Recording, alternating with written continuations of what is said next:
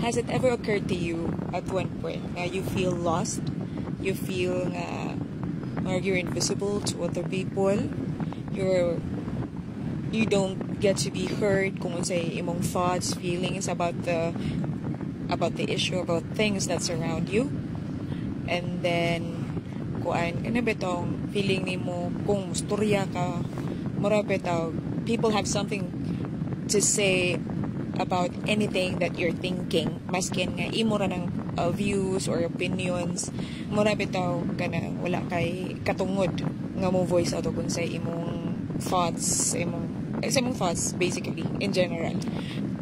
Kitang tanan, yes, naka-experience na. Even I experience it more often than not. Pero siguro sometimes I feel bad whenever kamtong na ako isulti niya ingnon bito ko di kay sayop manggug kag pagkunahon na di mo guna sakto na imong gihunahon na sayop manggug ka ng butanga.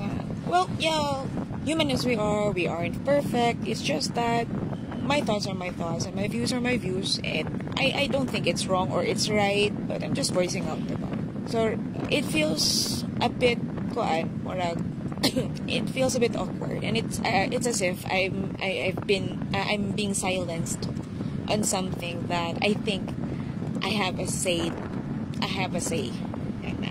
Yun ang kinabuhi. So, well, maro po na akong yun na. Well, today is Wednesday. As per recording, it's 4:33 p.m. Usually, I do this kind of stuff whenever I kind of wrap up my day, go to bed, lie there for hours, and then think of anything. Usahay mo abot ako overthinking. Well, yeah, mentioning that, I have this tendency, and I know that most of us do this as well, na mag-overthink without sa tanang butang, or siguro dili tanang butang, pero some of the things na may encounter. So, example, wapag gani kayo itong wingon kong mubiyahe ko padung diri. Simple, right? I want to go to, let's say for instance, madto ko sa interior sa Bohol. I've heard the road is nice, hilong kaayo, nindot daganan o kanang sakyanan or motor. Yeah, you get to see kanang rice fields, chocolate hills, the dam dito sa Kuan, sa Pilar, and then kung mag-kuan pa ka, mag-quick detour pa ka, makadto pa ka sa Mabini lake side, or basta sa lake side. That was a great plan. That is a great plan. Na plano na ka, and then pag higda nimo ngit-ngit ang palibot kagabi na, of course nya excited na kasi mong kuan biyahe ana kay the following day or 2 days after magbiyahe na ka, then suddenly out of the blue hingkalit kag overthink. What if ang akong motor maguba sa tunga-tunga sa biyahe? What if akong likid mabuslot? What if, specific pa dyan, what if ang rear nga likid mabuslot? What if harangan kong mga tao niya kanang or nay mugupon ako? What if, and this is worse, what if madiscussion? Sounds terrible. All of those what ifs, very, very bad.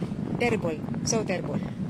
Maunay giingon ka, if imong patuyangan ng imong giuhuna-huna, if you keep overthinking that it may happen, which is, well, truth be told, it is possible, inevitable, ang uban, basta posible yun na mahitabo. Pero what if, tungod sa mga overthinking nimo, ana nga instance, ana nga activity nga giplano nimo, nagka-ilaga ka sa dughan, unya, nahadlok na ka, di na lang kamo dayon. Kaya nga no, kanang mura gipatuyangan nimo ang kahadlok nga naa sa mong hunahuna, sa mong kasing-kasing.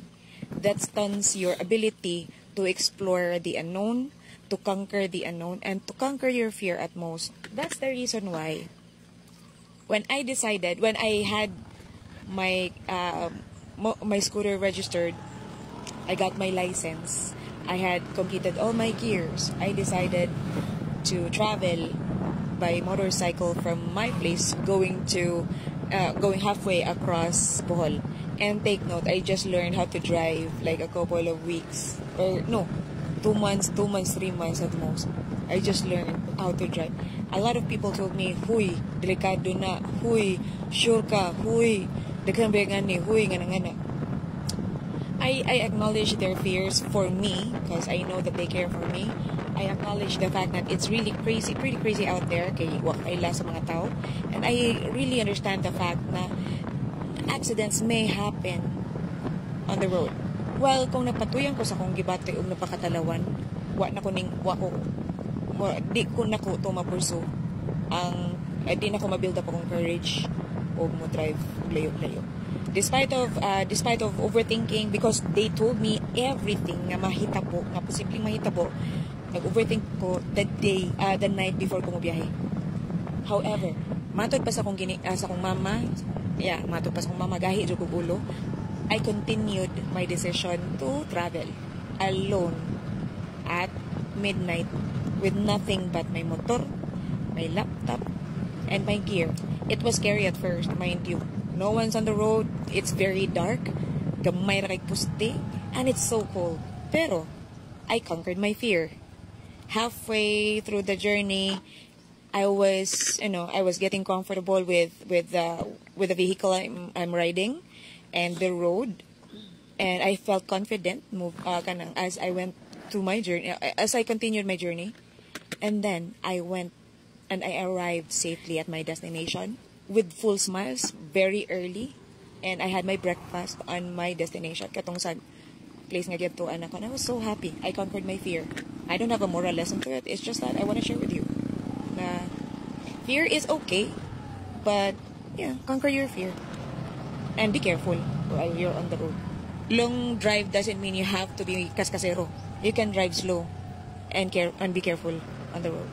That's it. Bye bye.